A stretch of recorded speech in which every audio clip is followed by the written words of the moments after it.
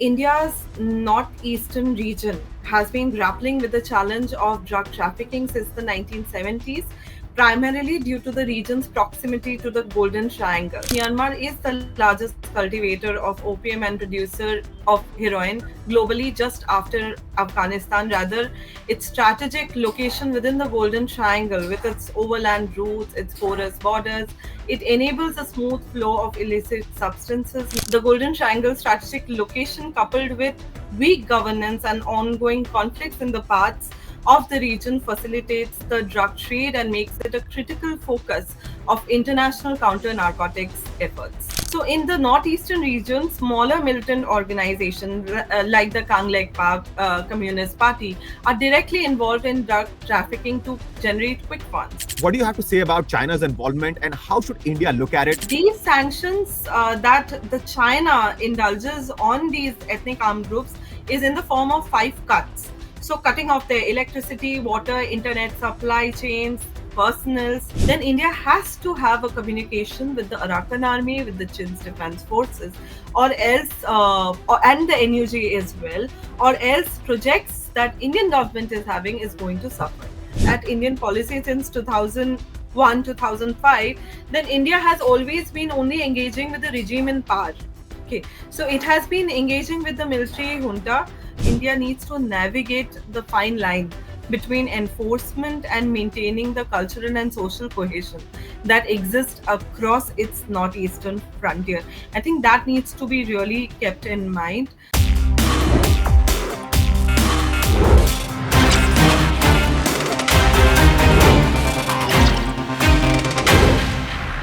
Things are not well in India's neighborhood. The turmoil on India's periphery continues to worsen. And being in the region, India of course has to suffer the consequences of the trouble in its neighborhood, including the recent upheaval caused by Sheikh Hasina's ouster in Bangladesh. But one of these many crises directly impacts India. I'm talking about what has unfolded in Myanmar over the last 4 years, ever since the junta staged a coup in the country and took hold of power. Now, one of the impacts of that crisis has been the influx of Rohingyas into India via Bangladesh. And that's an issue which has been discussed to a great extent. But there is one more problem, caused directly by what's happening inside Myanmar. I'm talking about the illicit drug trade originating in Myanmar. Myanmar is the world's second biggest producer of opium after Afghanistan. And this problem is only likely to become more serious going forward. The problem of tons of drugs being smuggled into India, which is a serious cause of concern. To talk about what's fueling this, the struggle between the junta and the rebels, who have to a great extent taken control of Myanmar's border with Bangladesh, and how this illicit drug trade is fueling the crisis in India's northeast. I'm joined by Sreeparna Banerjee, who is an associate fellow in the Strategic Studies program at ORF. Her work focuses on geopolitical and strategic affairs concerning 2 Southeast Asian countries, namely Myanmar and Thailand. Her primary focus is on the Rohingya issue within the Bay of Bengal region. Thank you for taking out the time, Ms. Banerjee. Thank you for talking to us. Thank you, Abhishek. Now, Myanmar is a small country struggling politically and economically, but a big boy in the world of illicit drug trade. It is the largest cultivator of opium and producer of heroin globally after Afghanistan.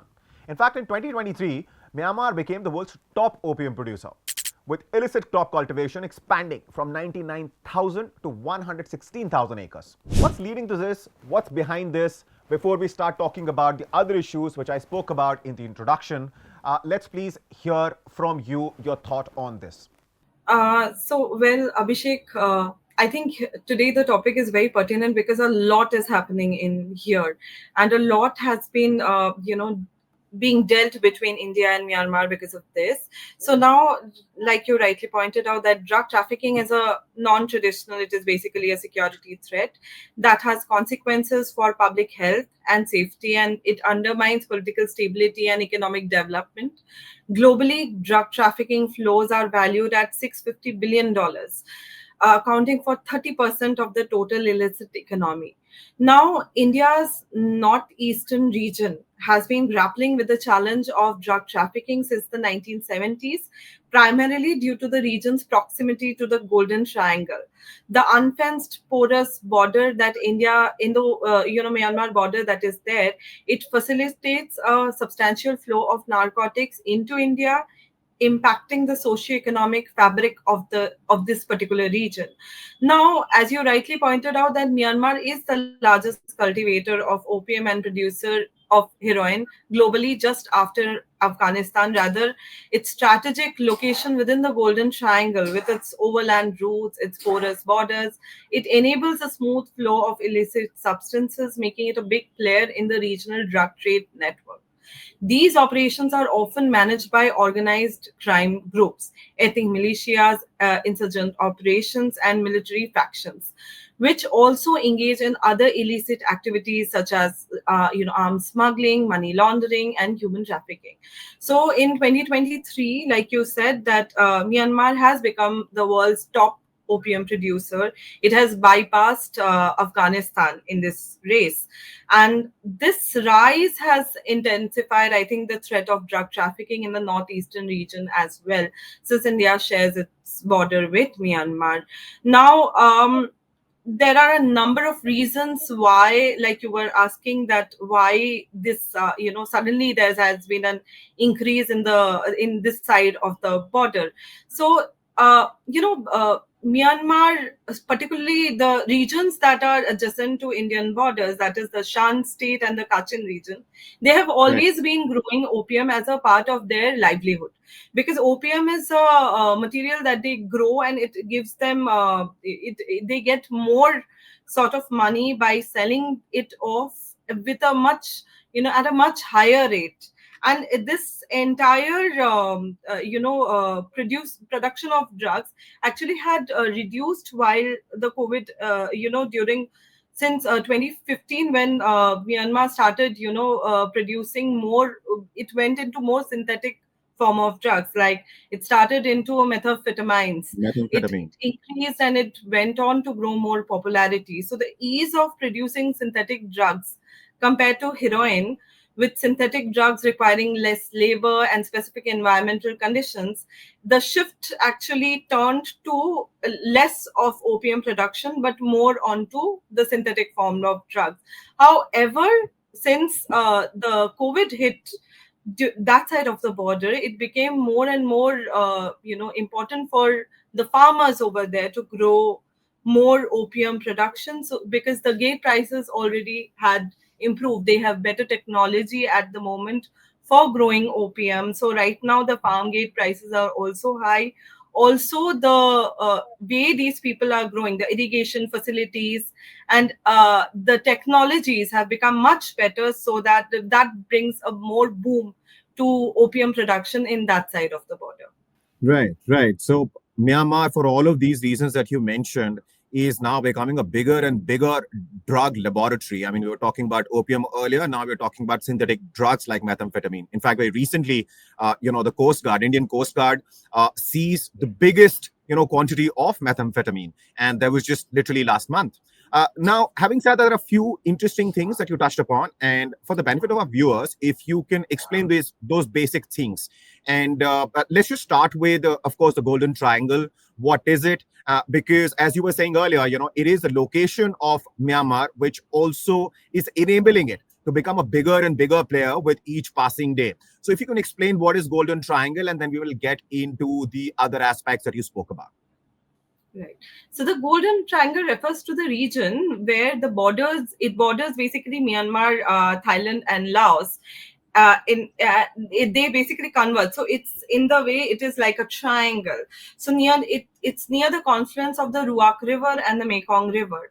This area is known for its rugged terrain and difficult to access forests, has historically been one of the world's most significant hubs for the cultivation and trafficking of illicit drugs, particularly opium and its derivatives, including heroin. Over time, the region has become a major producer of synthetic drugs, such as the methamphetamine. The Golden Triangle strategic location, coupled with weak governance and ongoing conflicts in the parts of the region, facilitates the drug trade and makes it a critical focus of international counter narcotics efforts. Right. And the proceeds from these, this drug smuggling, is used to fuel the kind of unrest that we recently saw in India's Northeast. We are talking about Manipur, of course. If you can talk about that, how this money is being used to not just buy arms, but, also facilitate, what's happening on the ground. Actually, the illicit movement of narcotics and drugs poses multiple threats to national security, because India views this entire thing from a security lens. That is the reason I'm saying that it actually Yeah. poses a multiple threats to national security. First, it results in breaches of a country's international borders by drug traffickers, which raises concerns about the state's ability to control borders and protect its citizens from external threats. The ease of drug smuggling along these routes may suggest that the same channels could also be used for smuggling arms, explosives, terrorists into the country. Secondly, the money generated from the illegal sale of narcotic drugs, it could be used to finance insurgency and terrorist activities. So, in the northeastern region, smaller militant organizations like the Kanglek Park Communist Party are directly involved in drug trafficking to generate quick funds, while larger organizations such as the NSC, and that is the National Socialist Council of Nagaland, are not Right. directly involved in the drug trade, but they are believed to collect protection money from drug peddlers in exchange for the safe passage of drug consignment through their territory. Lastly, drug trafficking harms the economy, public health, and political landscape. So the widespread availability of narcotics, it increases domestic demands, leading to antisocial behavior, which then creates disruption in law and order. Public health is severely impacted with increased rates of addiction, overdoses, and related diseases, which in turn strain healthcare systems. Furthermore, drug trafficking directly impacts the political process, with drug cartels subverting, penetrating, and corrupting state institutions to control the illegal drug trades. So these are the ways, I think, in which it has impacted the Indian side of the border. And the current upheaval in Myanmar, the kind of lawlessness that Myanmar is experiencing as at this moment, actually it has enhanced the trafficking to take place in a more booming industry. But interestingly, if you see the statistics, the UNODC reports, the number of the drugs being caught are not much. They are not as much as it was in 2020. So this shows a lack of what should I say, a lack of surveillance that is still there in that side of the border, because of which such things are not being practiced in the correct manner. Right, right. And before I, start talking to you about what India's response is at this point in time and how India should respond to this problem in future, because this is, of course, not a small problem, I also want to quickly, understand what's happening in Myanmar. So the recent and the most latest, information, news which is coming out of Myanmar is that, the rebels have, who've been challenging the junta government, have captured a large part, taken control of Myanmar's border with Bangladesh. So if you can talk to us for a little while about what's happening as far as this struggle between the rebels and the junta is concerned. So right now, Myanmar is undergoing a shift in its political landscape, as we can say, like, which is challenging the military regime's long-standing grip on power. So if we look at the trajectory, then since 1962, the military has ruled unchallenged. Initially through direct control, later shifting to semi-democratic government post 2012, and let's say fragile democratic period between 2015 to 2021 coup. The junta likely believed it could quickly consolidate power and suppress resistance as it had during the 1988 uprising and the 2007 Saffron Revolution. However, this time the State Administration Council, or the governing body of the junta, they have been facing an unexpected and powerful opposition, a united front of ethnic armed groups and civilian forces determined to dismantle the military rule. So, what initially I think began as a mass civil disobedience movement has evolved into a broader conflict, showcasing the resilience of the People's Defense Forces, an armed organization of the National Unity Government, that is the shadow government that is currently ruling.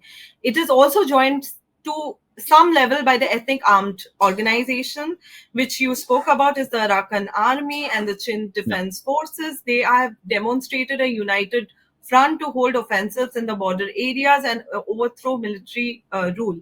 So according to the figures, if we look, then of course the trajectory of change, it currently strongly favors resistance players, as currently all the strategic border regions are right now controlled by the ethnic armed groups. So right now AA is controlling the whole of Rakhine except the Sitwe, which the military government has actually blocked by bombing the bridge that connects it with the Rakhine state. So right now they are unable to go and what should I say, captivate the Sitwe area, but I'm sure in few days they'll be able to also surpass this sort of difficulty, and they will be able to again rule at that side of the border. So now if you look at what the military is currently, if we look at the scenario, so the current scenario, it suggests that the junta may lose control over more sections, even if it tactically pulls out from isolated centers and it launches counter offensive, which it has done. It has been launching counter offensives, and it has launched in April, it has launched one in September, and it has also launched in August. But in each and every instance, it has not been able to gain back more tracts of land. So right now, the ethnic armed forces are ruling over more, land, and they are controlling the very significant trade centers of the particular nation. So since the EAOs are also divided in their stance of how they want to rule, since they are gaining control, and there is a right now no clear objective as to how they want to rule, because NUG still has a clear mandate. Like, they have said that this is their constitution, they have a ministerial formation, they have done that. However, EAOs are still a little bit confused whether they want to have proper state rules, like they want to rule us as princely states, or do they want to join a federal democratic government. So they are not yet clear about that scenario. So as it may But be, it but will need but to, as far as yes. the hold of as far as the hold of the military government is concerned, would you say it's waning? Because on one hand, as you were saying, and you explained to us in some detail how hard they are being hit by the rebels. On the other hand, what's happening is just recently, the chief prosecutor of International Criminal Court, requested an arrest warrant for the leader of the country's military regime. This has happened 4 years after, of course, a coup, and the charges against him are primarily two charges, and that is orchestrating two major crimes against humanity, namely the deportation and, of course, persecution of the Rohingya Muslims. So, on the other hand, this is what is being done internationally to put pressure on, the military regime in Myanmar. That's correct. But however, let me quickly point this out that ICC is basically a very, it doesn't have a hold on the military to actually adhere to what they are trying to make them do. So they do not have a legal, control over the military government, because the military government has denied these charges, and they have said that they are not holding this as a correct way of viewing them. And China is also supporting this cause, and actually they have said that they may not, so it's kind of voluntarily, if they want to be held accountable, they will be held accountable, because ICC cannot hold you responsible legally in some ways, right? So you have to, there needs to be a political will also at place for you to come up and become accountable to this severe crime that has happened with the Rohingyas that within this part of the nation. And Rakhine is a place where it is Rohingyas who have been living for several decades, and still they are getting persecuted, as the military government has also conscription laws, and they have actually used the Rohingyas to use them to build an army out of them, and they are playing Rohingyas against the AA right now, and that is again causing a lot of difficulties in this side of the border, since AA wants to rule, and again it is being placed by a difficult sort of a trajectory where they want to rule. However, they have to keep the Rohingyas also, because they know that at the international, if they look at the international way of seeing things, then internationally Rohingyas are getting more, they have got more prominence, and A wants to rule, taking with them the Rohingyas as well. So right now I think Right. A is also in a dilemma, and they have to also think how they want to go about this in future. But despite China's support for the military regime, things economically, at least in Myanmar, are so bad that professionals like doctors, nurses, are having to resort to a prostitution. So, in other words, we are talking about a society which is economically so weak that a common citizen perhaps has no hopes of surviving. In such a scenario, do you think more and more people will perhaps join ranks with the rebels? Yes, and that is actually happening, because they are what is happening actually is that there are EAOs, and there are also the People's Defense Army, which is there, which is Yeah, of NUG. So the local people are trying to join the People's Defense Forces, not the EAOs at the moment, but the EAOs that are based in the border regions. The locals are joining the EAOs then in this part, because they see the right. EAOs as the heroes, because they want to experience freedom, and the EAOs are striving for autonomy, and they are striving for independence, and that is why the citizens within, I'm talking about the border regions, they are joining the EAOs. But if we talk about the Right. city level things that is happening in Napito and Mogdo, then they are being joined by the citizens who are there in the urban regions. And another problem that it poses for India is the fact that China, of course, has made major inroads into Myanmar, and it is backing the military regime in Myanmar. And as per some recent reports that I was going through before the interview, now China, to protect its infrastructure, against this attack by the rebels, is Hmm. planning to sort of, set up some sort of a joint force with the military regime in Myanmar and have military presence in Myanmar, just like it has in Pakistan, to safeguard its assets. So, from that perspective, what do you have to say about China's involvement, and how should India look at it? Because I think at this point in time in the interview, let's start talking about India's response to this crisis. Right. So, if you look at how China is making its inroads, and it's quite interesting, because, in contrast to Western formal sanctions, China opts for more discreet measures to maintain an image of a steady development while exerting its economic pressure to protect its interests. So, these sanctions that they have, because they also maintain a relationship with the ethnic armed groups as well in that side of the border.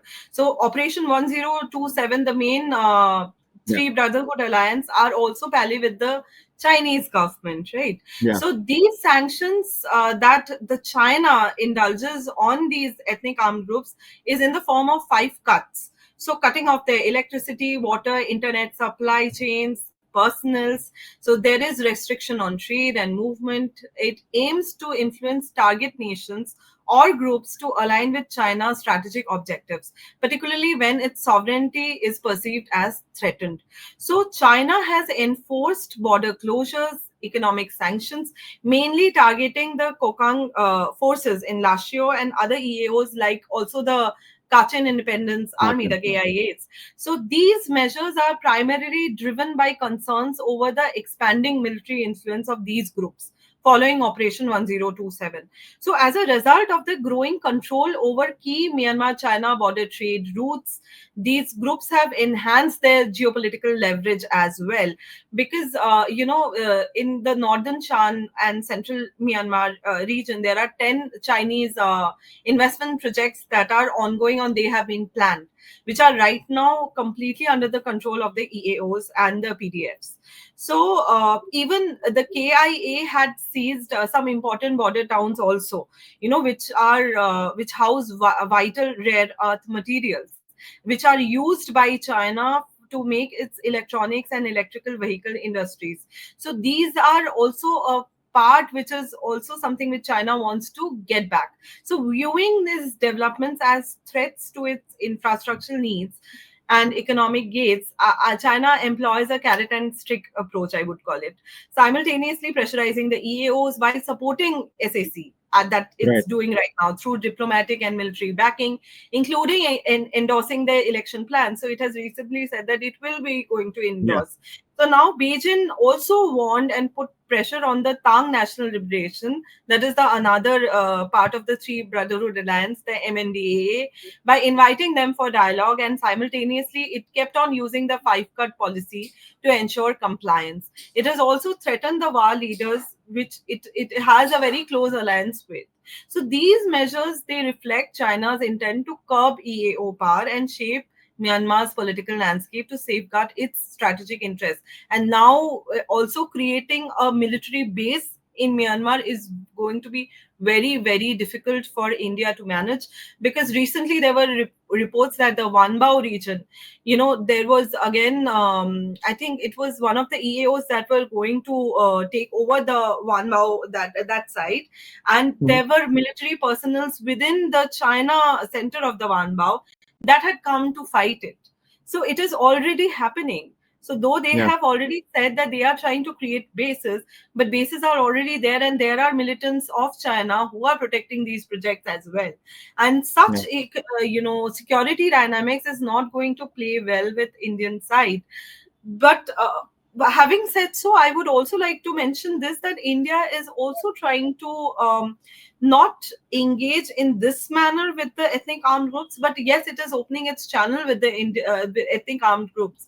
Because if India has to make its inroads, and if India wants to protect its own projects that are ongoing in this part of the area, then India has to have a communication with the Arakan army, with the Chin's defense forces, or else, and the NUG as well, or else projects that Indian government is having is going to suffer. So Indian Yeah, I government mean, is actually opening because channels. Yes.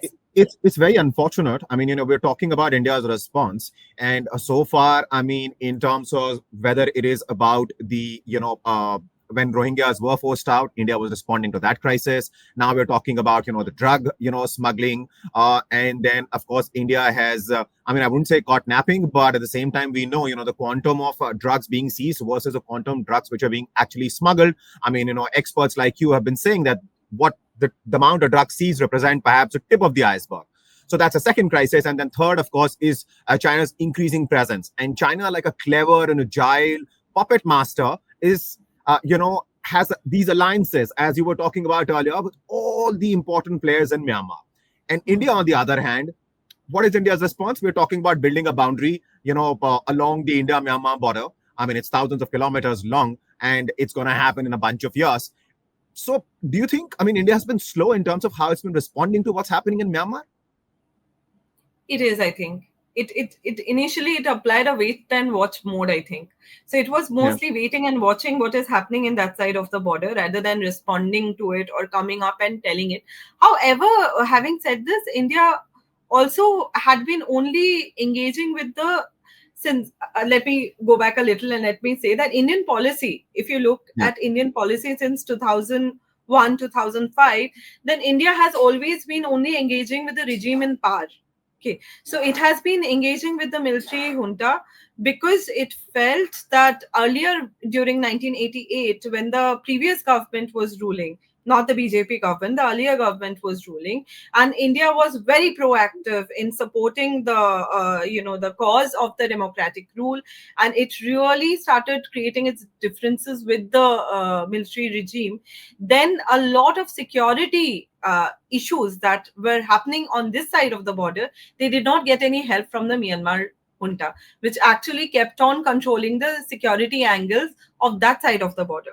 So Indian government had this policy very clear that they will only engage with the, after that actually, Indian government had a very clear policy that they will engage with the regime in power no matter who that regime is, despite whether there is a democratic channel there or not. So what Indian government did after that is, Indian government has always been only nudging the junta, who clearly seems not politically at will to, make some changes on this side of the border or to have a federal democracy. Because if you look at the junta's response, then junta has recently, I think, it has in the last week of September, it actually opened its channels of peace with the ethnic armed groups. But however, the ethnic armed groups have initially declined, and they said that they do not want to enter into this, and they wanted that military to hold themselves responsible for this thing. However, now due to again China's pressure that China is exerting in this policy of five cuts, and it has also recently come out that MNDA is the main leader is right now taken as a hostage in China for these for the ethnic armed group to actually start Negotiating. Yes. with the with the Myanmar government. So these negotiations might go on, but we don't know to what extent this is going to actually change any fabric within Myanmar, because right now as we see the the So armed groups are, yeah, in other words, the policy that yes. India has done two things, and neither of those two things have really served India's cause. But having said that, what will you say about the, if you were to highlight what the India's response has been to this crisis, and let that be the last question to you. So please take it away and talk to us about India's larger response to this crisis. Right. So, if we talk about the drug trafficking part, then India has been actively engaging in combating drug trafficking with Myanmar.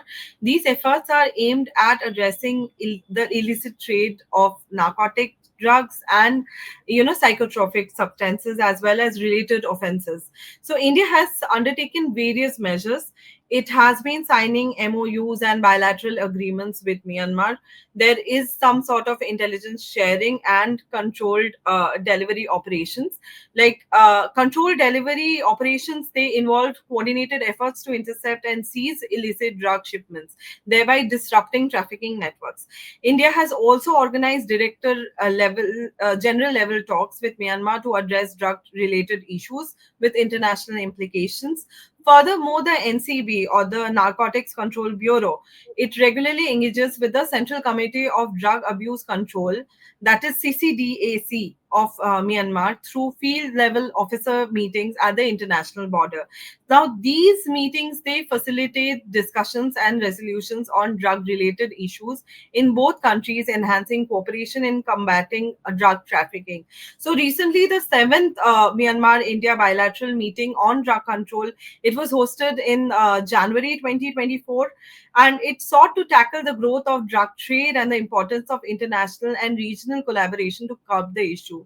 Now, chemical seizures, as I was just talking a bit back, it reported by Myanmar, it predominantly involves non-controlled substances, and it rarely include key precursors or pre-precursors of methamphetamine. So whether internationally scheduled or not, most of these chemicals appear to be smuggled into the country or diverted in special regions, for example, the Shan state. So in Yeah. 2023, only 80,000 of pseudoephedrine tablets were seized, compared to 3.1 million tablets in 2022, and none in the previous years. So this gap actually in law enforcement, it clearly indicates the needs to be mitigated. There needs to be better laws between both the nations. That is not happening at this moment. Now, to effectively address the drug problem, it is important to prioritize the control of precursor chemicals essential for drug production. Now, Myanmar plans to enhance its cooperation with neighboring countries as well, because this is not an Indian problem alone. It is happening in its side of the border. So Thailand is affected, Bangladesh is affected very severely for this issue. So there needs to be a multilateral forum at place. There is, we know, the BIMSTEC platform which is there. There is also ASEAN platform which is there, that India is also trying to use.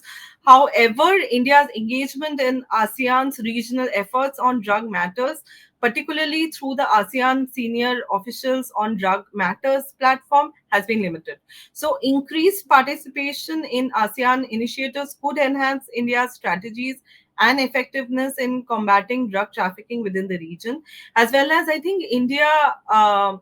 One part that you shared is that India has discontinued its FMR, and it is trying to put fence along its border. Yeah. However, this has been severely objected by the state governments, because it creates channels of actually having more illicit pathways across its border, Mhm. potentially creating more opportunities for unlawful crossings into India.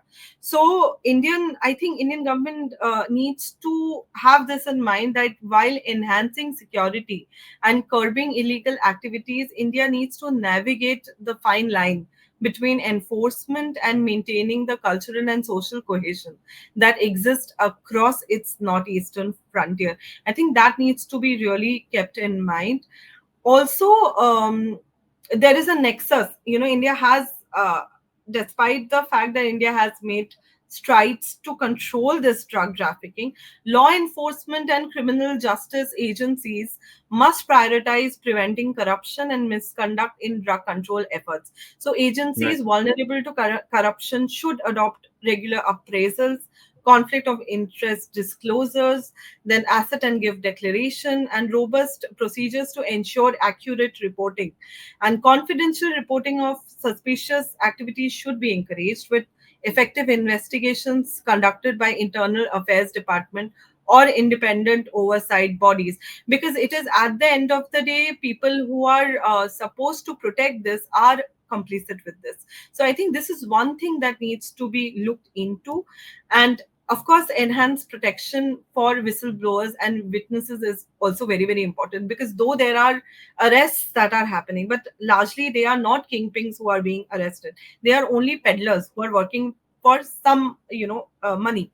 So actually there needs to be proper protection, and since there is lack of clear laws to how to handle these people who are arrested also, they are being sent away. So not much is being done.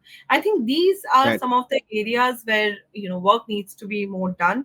Though Indian government has come a long way, it needs to work a little more, be more careful and efficient, since that side of the border is right now very volatile. And Indian neighbors, I think if you look at the whole neighborhood, it is quite volatile at the moment.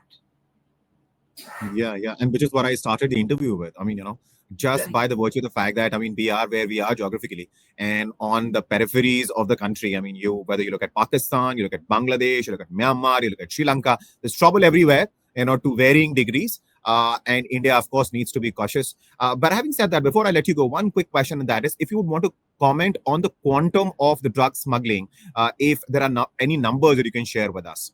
Right now, if you look at the scenario, I think very vague numbers have actually been reported. If you Yeah. look at it very clearly, then currently, if you look into the 2022-2023 alone, then contraband worth of 267 million US dollars were recovered from the northeastern region. So, and something around more than $238 billion drugs were also covered from the Manipur, Mizoram, that border area also.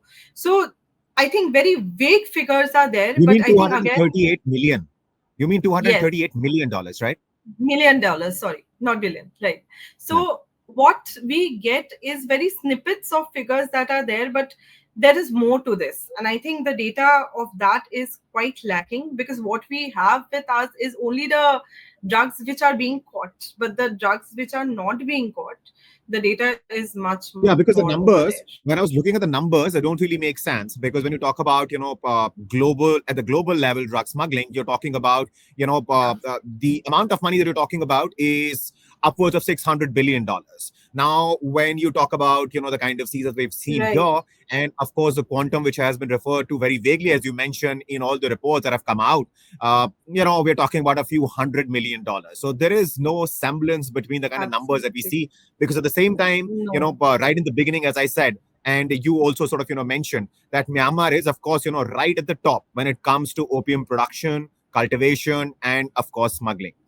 On that note, though, thank you for taking out the time, Ms. Banerjee, and thank you for explaining the situation to us. Thank you so much. Thank you so much, Abhishek, for having me today. I hope I could give some insights.